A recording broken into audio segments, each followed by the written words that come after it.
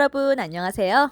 우리 조상들의 재미있는 이야기, 삶의 이야기, 선비들의 사랑 이야기 등을 창작 시나리오로 연재합니다. 많은 관심 바랍니다. 감사합니다. 집신 파는 안악과 우산 파는 호라비.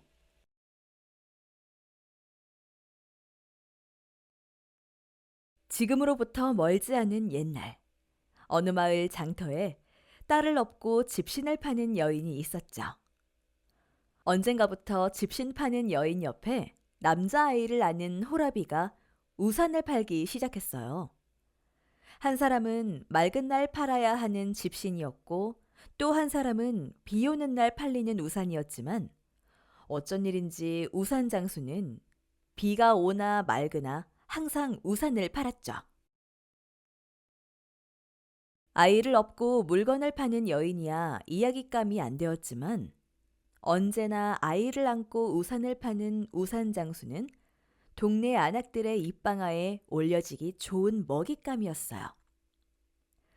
호랍이라느니 마누라가 도망을 갔다느니 주워온 아이를 키운다느니 이러쿵저러쿵 말들이 많았지만 우산 장수는 그러건 말건 묵묵히 우산을 팔았죠. 저희는 무슨 사연이 있길래 항상 아들을 안고 장이 오는 걸까? 안악도 궁금해지기 시작했어요. 밉던 곱던 사람이란 자주 보면 정이 생기는 걸까요? 우산 장수는 언젠가부터 자신을 측은한 듯 바라보는 집신 파는 안악에게 슬며시 관심이 가기 시작해 맑은 날도 우산을 팔러 나왔고 안악 역시 우산 장수에게 무엇인지 모를 동병상련을 느꼈죠. 그렇지만 둘은 아직까지 이야기를 나눠본 적도 없어 서로의 감정이나 형편을 모르고 있고 그저 장에서 마주치면 내심 기쁘고 반가웠고 못 보는 날에는 서운하고 우울한 마음으로 집으로 돌아오곤 했죠. 어, 오늘은 왜 안 보이지? 혹시 어디가 아픈 걸까? 너도 아줌마 보고 싶어 그러니?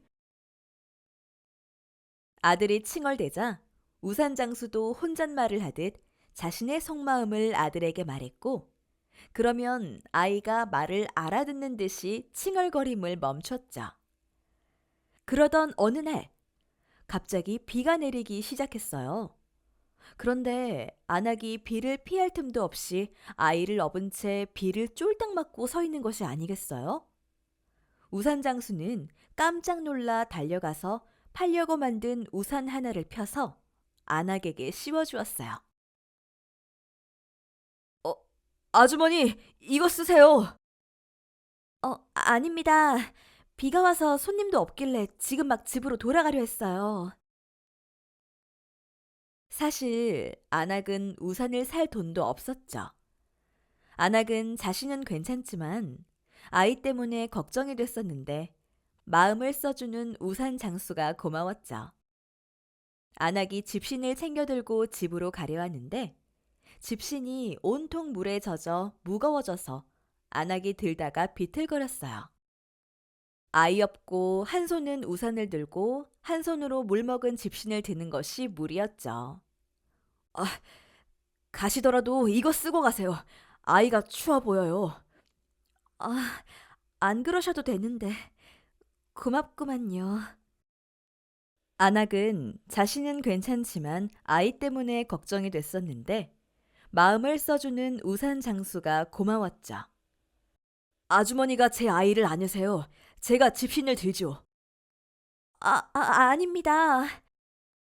안악이 말을 마치기도 전에 우산 장수는 한 손엔 우산 더미를 또 한 손엔 집신 더미를 들고 비를 맞으며 성큼성큼 앞으로 걸어갔어요. 어쩔 수 없이 안악은 우산 장수의 뒤를 따랐고 그렇게 두 사람은 안악의 집으로 갔습니다. 안악의 집에 도착하자 안악이 우산 장수에게 수건을 내주었고 우산 장수는 몸에 물기를 닦으면서 무엇인가 찾는 듯이 두리번거리며 주변을 둘러보았어요. 안악이 그런 우산 장수를 보고 물었어요. 뭐 필요한 것이 있으신가요? 아닙니다. 그저. 우산 장수는 묻고 싶은 것이 있었지만 차마 말을 못 꺼냈어요. 안학은 우산 장수가 무엇이 묻고 싶은 것인지 알고 있었죠. 자신도 똑같은 궁금증을 가지고 있었거든요. 하지만 쑥스러워서 말을 꺼내기가 어려웠고 아마 우산 장수도 똑같은 마음이겠죠. 그래서 안학은 용기를 내서 말했어요. 남편은 지금 집에 없어요. 집 나간 지 1년이 다 돼가요. 그리곤 안학은 물 만난 고기처럼 자신의 사연을 풀어갔어요. 전 혼인한 지 3년이 됐어요. 신랑이 멀끔하게 잘생기고 일도 열심히 해서 동네 아낙들이 모두 부러워했죠. 말도 청산유수로 잘해서 제 부모님도 신랑을 엄청 신뢰하고 좋아했어요. 제가 외동딸이어서 부모님들이 신랑에 대한 사랑이 더욱 컸었죠. 그런데 혼인한 지 6개월이 되자 신랑은 남쪽으로 내려가서 장사를 하면 큰 돈을 벌 수 있다고 하며 집안에 있는 돈을 모두 가지고 집을 떠났어요. 당연히 우리는 신랑이 큰 돈을 벌어올 것이라 믿고 있었고요. 하지만 6개월 후 신랑은 거지꼴이 되어 돌아와서 집 앞마당에서 무릎 꿇고 대성통곡을 하면서 말하더군요.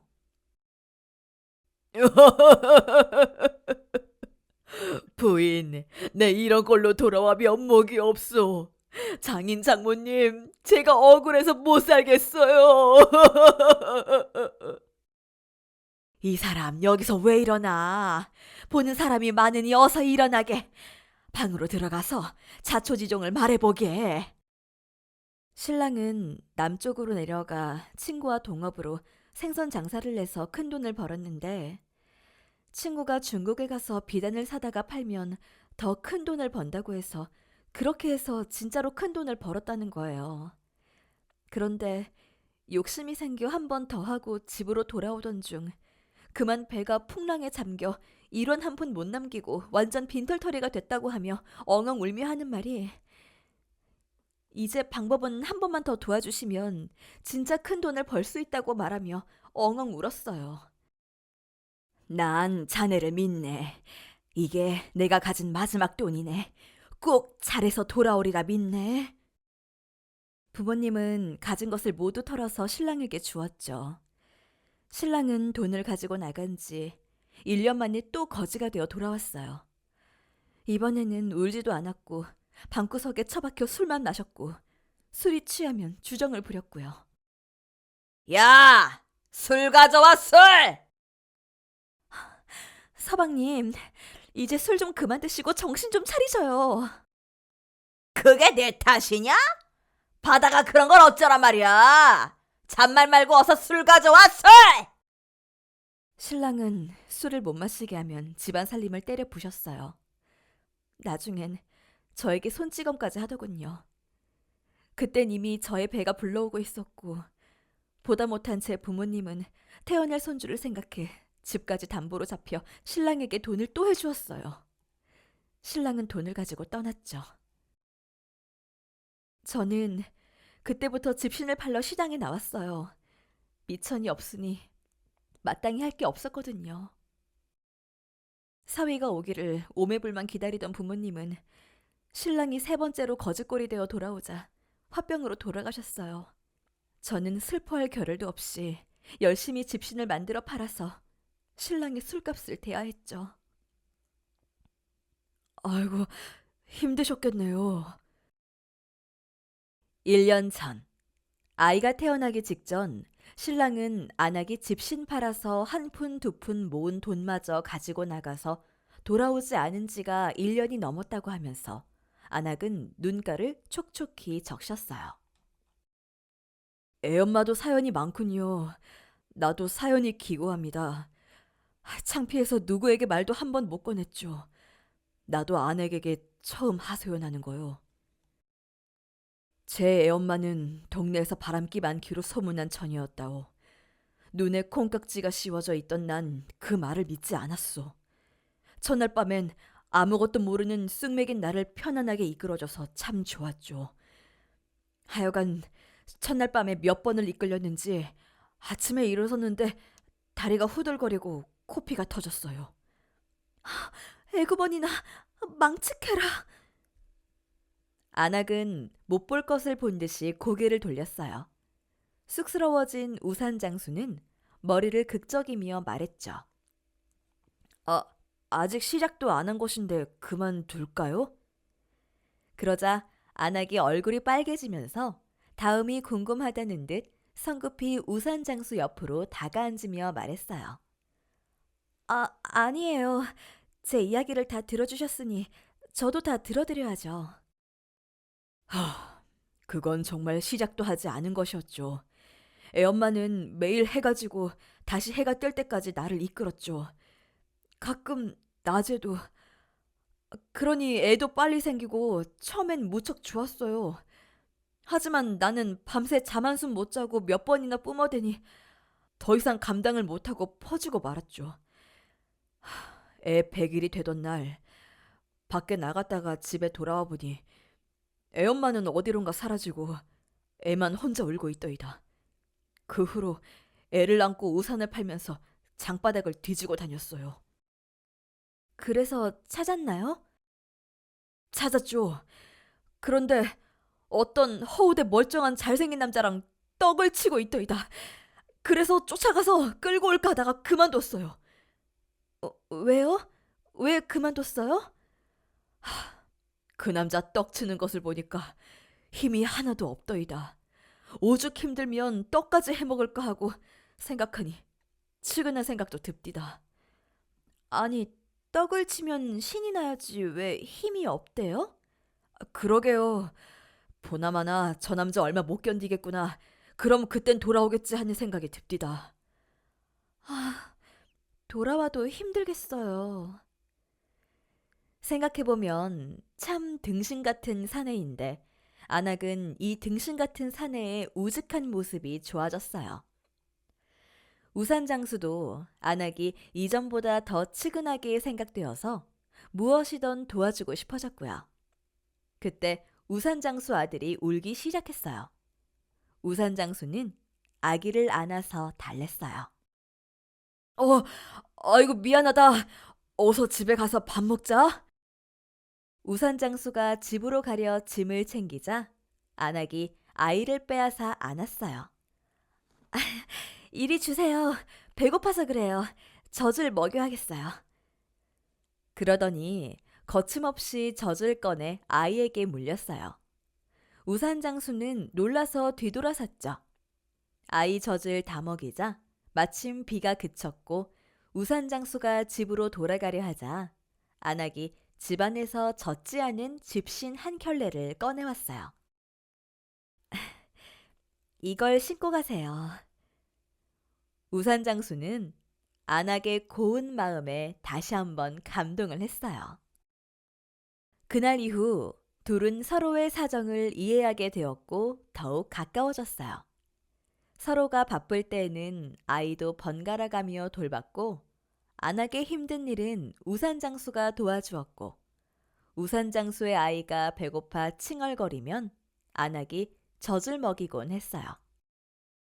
언젠가부터 자신들도 모르는 사이에 둘의 얼굴에는 항상 웃음꽃이 피어 있었고 그런 두 사람의 모습을 보고 시장 사람들은 좋은 먹잇감이 생겼다는 듯 수군거렸죠.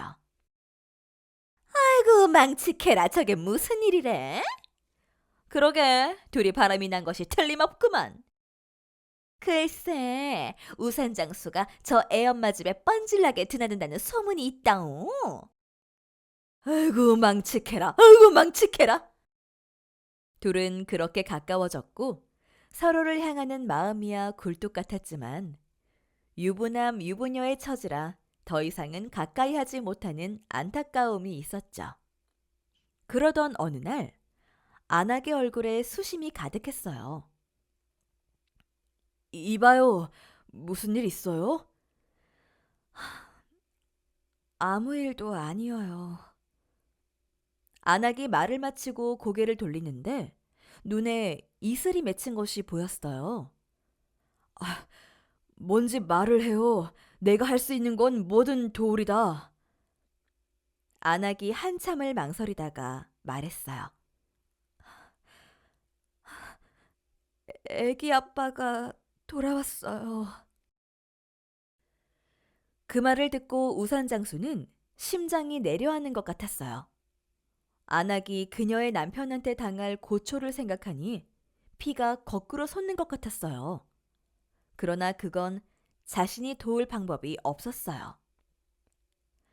다음 날, 우산장수는 평소보다 일찍 장에 나왔어요. 밤새 안악 걱정이 돼서 잠을 이룰 수가 없었거든요. 그런데 아무리 기다려도 안악은 장에 나오지 않았어요.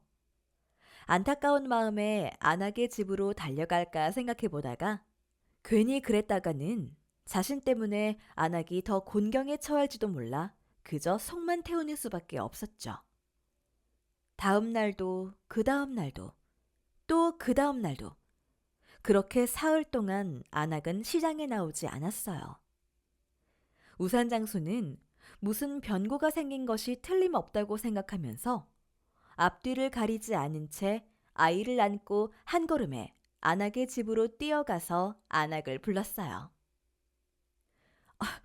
애기 엄마 있어요?